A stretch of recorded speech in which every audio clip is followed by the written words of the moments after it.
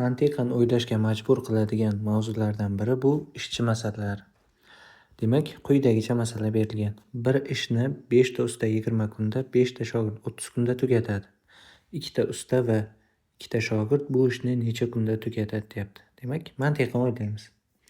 5 ta usta 5 ta usta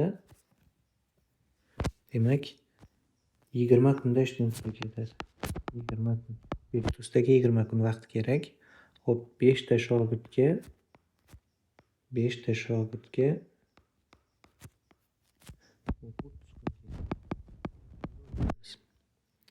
dastlab 5 ta usta 20 kunda ishni tugatsa, bitta usta necha kunda tugatadi?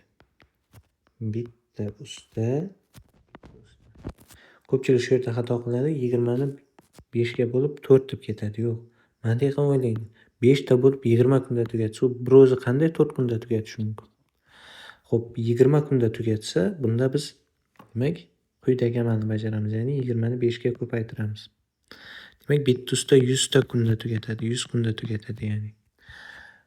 Endi to'g'ri bo'ldi. Ya'ni bitta usta 100 kunda tugatsa, xuddi shunday 5 ta usta 20 kunda birgalikda ishni tugatishadi.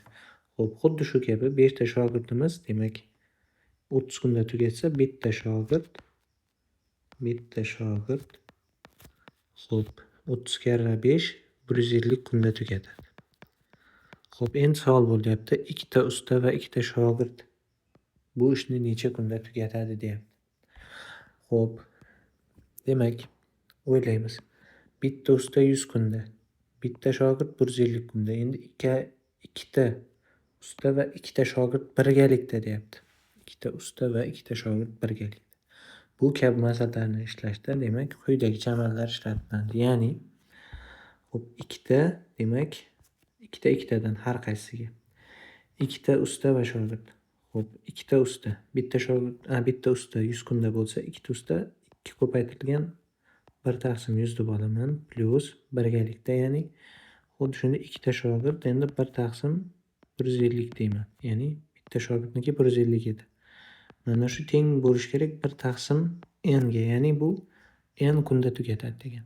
Mana shu tenglamadan n ni topsak, necha kunda tugatishini topamiz. Demak, 2 taqsim 100 plyus 2 taqsim 150. Mo'yin mahraj 300. 300 ni 100 ga bo'lsam 3, 150 ga bo'lsam 2. 3 karra 2 mana bu yerda 6 plyus 2 karra 2 4. Pastda 300. Xo'p, mana bu nimaga teng endi? 10 taqsim 300, ya'ni bu 10 ga qisqarsa 1 taqsim 30 bo'ladi. Demak, 1 taqsim 30 teng bo'ldi 1 taqsim n ga.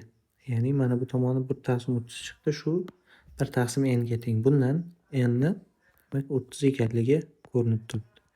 Demak, bizdan so'ragan narsa ya'ni 2 ta usta va 2 ta shogird birgalikda bu ishni 30 kunda tugatar ekan. Ya'ni bu bizda A javob.